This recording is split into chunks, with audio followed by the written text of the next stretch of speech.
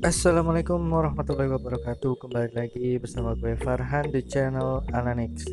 Kali ini gue bakal explore daerah Curug Nangka, tepatnya di kawasan Gunung Halimun Salak. Sama kayak waktu gue ke Cidahu waktu itu, cuma kali ini dia letaknya ada di Bogor.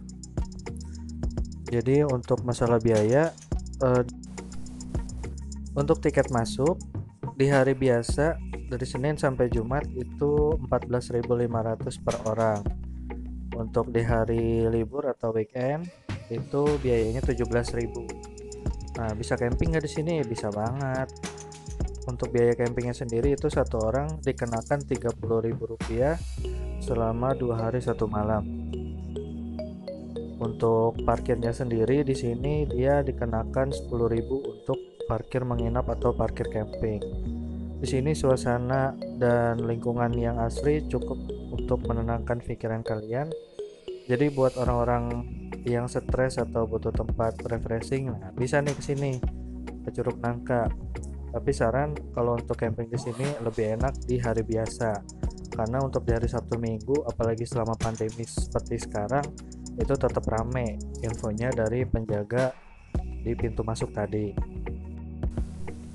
Oh ya, untuk info tambahan untuk parkir itu di hari biasa atau kunjungan satu kali datang itu 7.000 untuk satu motor. Nah, tambahan informasi nih buat teman-teman, di sini di Curug Nangka juga itu wilayahnya macaca atau monyet ekor panjang. Jadi di sini sedikit saran atau buat teman-teman yang mau kesini nggak ngecamp, mendingan snack-snack atau minumannya itu diminumnya di depan aja, soalnya mereka pasti akan melihat makanan dan minuman itu mau nggak mau akan ngikutin kalian. Untuk apa ya? Untuk makan mereka. Nah, di sini juga mulai banyak perubahan di Curug Nangka. Pertama di visitor center, modelnya sama kayak di Cidahu. Jadi mungkin nanti kedepannya akan ada pusat informasi mengenai Curug Nangka. Terus di sini sudah ada musola yang bagus, gak kayak dulu waktu pertama kali kesini. Fasilitasnya juga lengkap, ada sejadah, mukena, sarung, bersih juga, tempat duduknya juga bersih, adem lah pokoknya.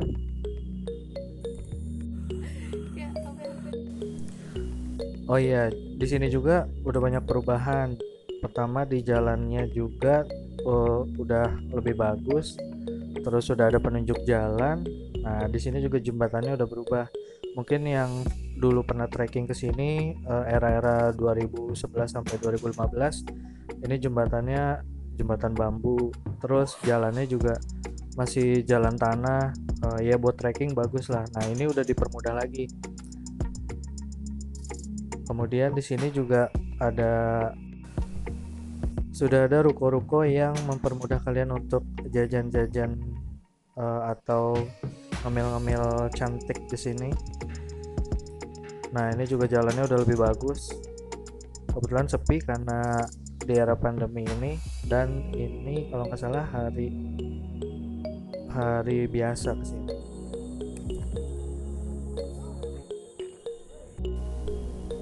Nah, sampai sini kalian bakal disambut. Udah mulai kelihatan kan monyet-monyet ekor panjangnya. Jangan kaget kalau ke Curug Nangka bakal ngelihat banyak monyet. Mau yang dari kecil sampai yang gede banget di sini ada. Nggak kebayangkan rasanya? Nah, datang ke Curug Nangka. Mau ngerasain sensasi tuh kayak di Bali. Nah, di sini tempatnya para dewa monyet.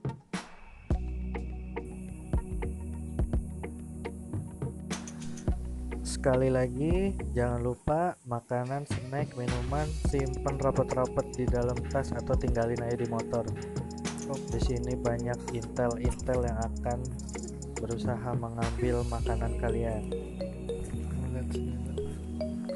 Nah, di sini udah mulai masuk area camping di bawah, bukan di bawah, di atas ya. Tengah-tengah, lebih dekat ke sungai buat mata air kalau kalian camping di sini.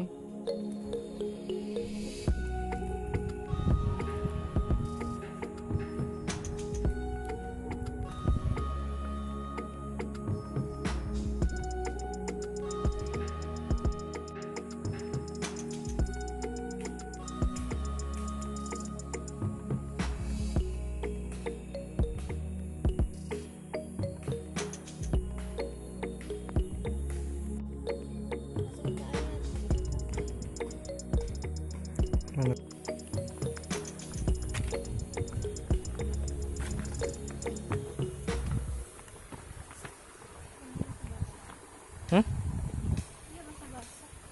Apa basah-basah?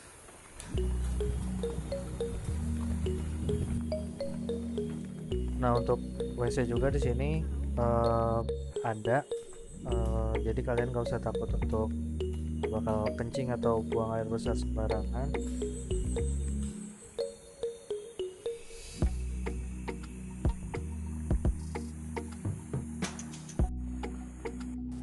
Nah, itu yang berada di bawah tuh yang kelihatan kayak gua tutupin semak-semak, itu adalah Curug Nangka, jalurnya Curug Nangka.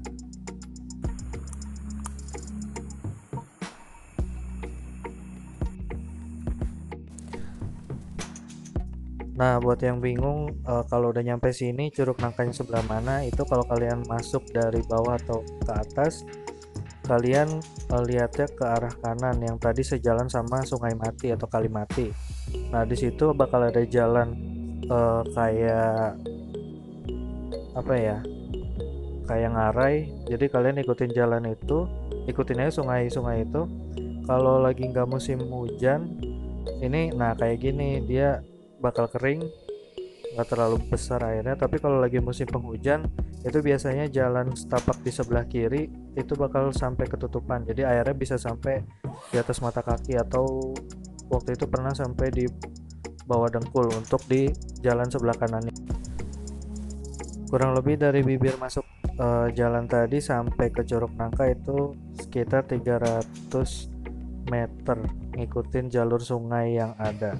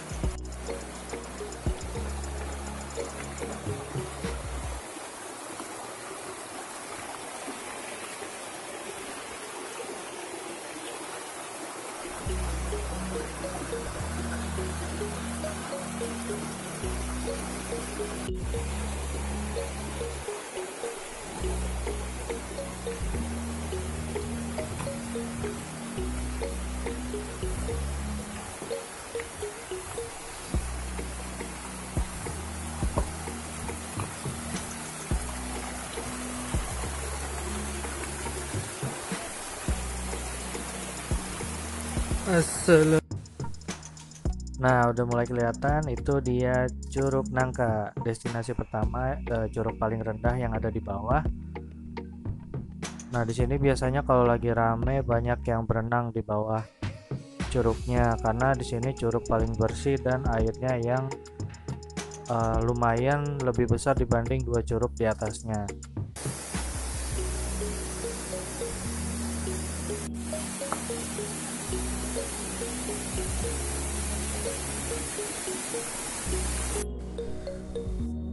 Nah, kebetulan pas lagi kesini itu lagi dibersihin apa daun-daun yang ada di Curug Nangkanya, jadi kelihatannya kayak agak kotor ya. Tapi aslinya kalau misalkan ini rimbun itu lebih bagus sih menurut gue. Nah, lihat kalau misalkan alam itu sudah terbersihkan dari manusia-manusia, nah kayak gini ada capung-capung cakep yang susah ditemuin di kota sekarang.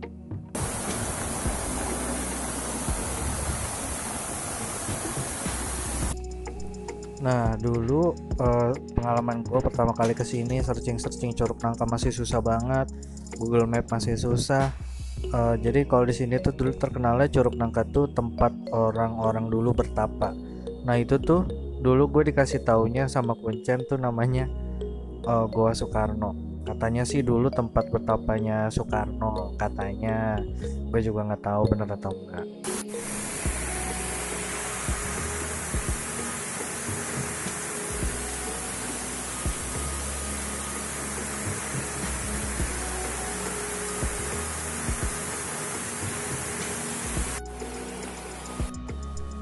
Nah sekarang kita OTW keluar dari Curug Nangka untuk ke curug berikutnya yang ada di atas, dua curug lagi, Curug Daun sama Curug Kawung kalau nggak salah.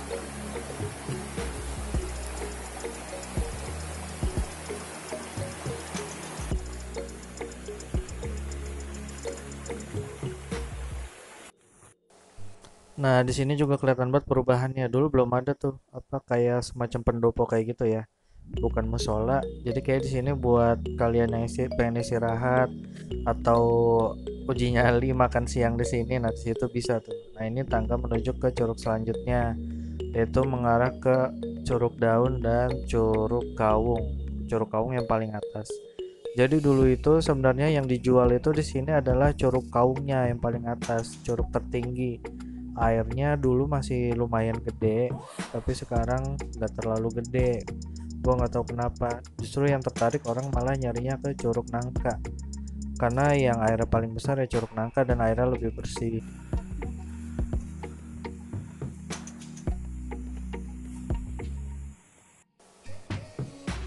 Nah, itu juga kayaknya baru dibuka tuh. Nah, itu buat camping juga tuh, campground. Dulu situ masih belum terlalu terbuka kayak gitu, masih ketutup. Ngapain gitu?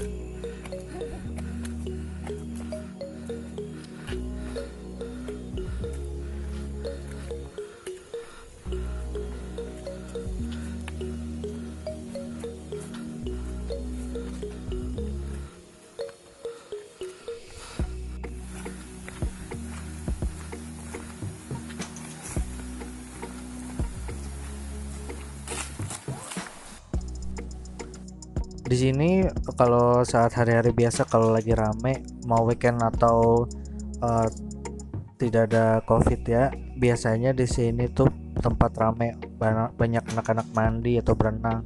Makanya dikasih pembatas biar kalian nggak langsung jatuh ke bawah. Ini kalau lagi airnya gede itu lumayan deras juga, bisa nyeret kalian nanti ke bawah jatuh. Cuma ini airnya lagi kecil. Nah di sini eh, airnya kebetulan tenang karena airnya juga lagi kecil. Di sini deket apa namanya, ada tempat untuk relaksasi kaki. Jadi di kaki kalian nanti dipijit sama ikan-ikan tuh dekat-dekat sini.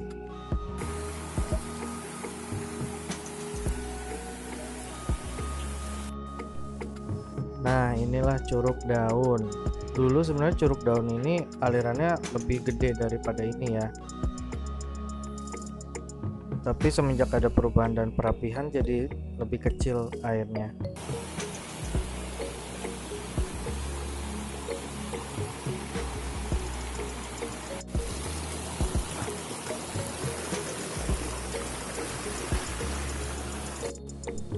Di sini biasanya banyak yang jualan biasanya gorengan atau makanan-makanan, pop mie. Nah, di sini nih makanya bentuknya berundak-undak. Gua nggak tahu, mungkin karena lagi pandemi juga, dagangan juga sedikit yang laku, pengunjung sedikit, ya akhirnya banyak yang nggak jualan, atau mungkin ini emang dibersihin jadi bersih kayak gini karena nggak ada tenda-tendaan sama sekali, bener-bener kosong kayak gini.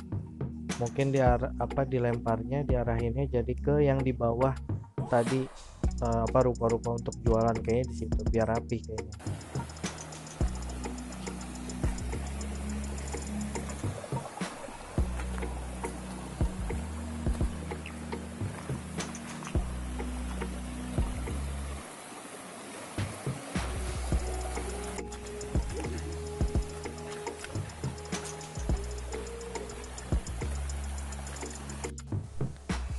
Saran lagi nih dari gue, kalau kalian dapat tempat-tempat yang sunyi kayak gini atau rada sepi, nah kalian jangan tertipu nih. Jangan coba-coba buka snack atau bekal kalian ataupun sekedar minum kopi botolan di sini, karena pengalaman buruk gue di sini banyak banget.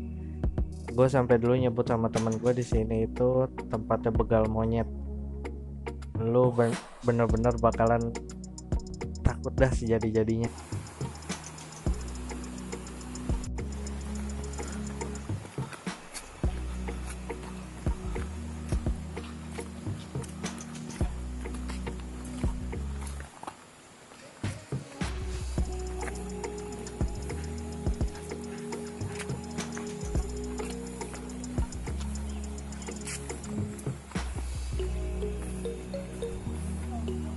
Hmm? Enggak hujan.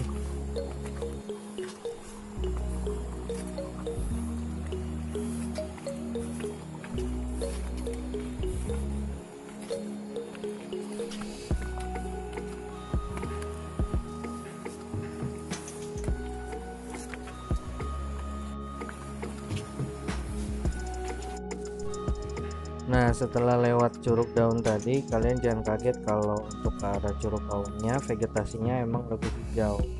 Dan di sini juga biasa lebih banyak monyet. Karena memang dulu ini yang dijual oleh pemerintah pertama kali. Di sini lebih banyak kalian akan temui pohon-pohon ekor monyet yang biasanya ditemukan di jalur-jalur pendakian. Nah, dulu juga gue pertama kali ke sini di pintu masuk penjaga yang dulu ya. Eh, jadi katanya di sini tuh sempat dibuka jadi jalur pendakian untuk ke Gunung Salak. Salak 2, pintu masuk Salak 2. Cuma akhirnya ditutup dan dialihkan kemana ya, untuk sekarang gue juga kurang tahu untuk yang Salak 2-nya. Jadi di sini ditutup hanya untuk jalur ke Curug Nangka saja dan campground. Itulah Curug Kaung. Nah, ini yang dulu pertama kali sebenarnya dijual dan dibuka, bukan Curug Nangkanya. Kalau pertama kali gue ke Curug Kaung ini, asli airnya itu gede banget. Jadi curugnya tuh airnya tuh berlimpah banget. Pokoknya bagus deh. Jadi kalau di bawah tuh dulu di Curug Kaung malah ada pantangannya, nggak boleh mandi di bawahnya langsung karena ini kan curug tertinggi dan arusnya tuh dari atas ke bawah tuh kan kencang. Jadi nggak bagus buat kepala ya. Bener-bener tuh bahaya banget. Jadi saking derasnya air itu nggak boleh berenang di bawah kucurannya air langsung ini. Nah kalau sekarang ini airnya lagi kecil, jadi ya udah nikmatin aja deh.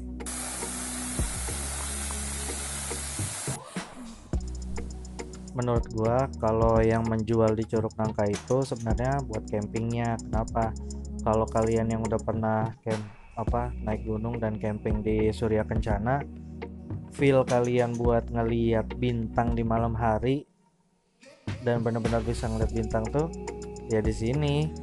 Itu yang menurut gue yang ngejual di Curug Nangka buat camping. Jadi tuh kesini aja. Gue udah 2 kali kesini dan gue nggak kecewa sih. Gue puas banget lah. Yang pasti kalau kalian kesini jangan lupa bawa perlengkapan yang mumpuni, terlebih untuk menghangatkan tubuh. Karena jujur malamnya di sini juga dingin. Ya namanya juga di kaki gunung. Mungkin segitu aja yang bisa gue jelasin dari pengalaman gue.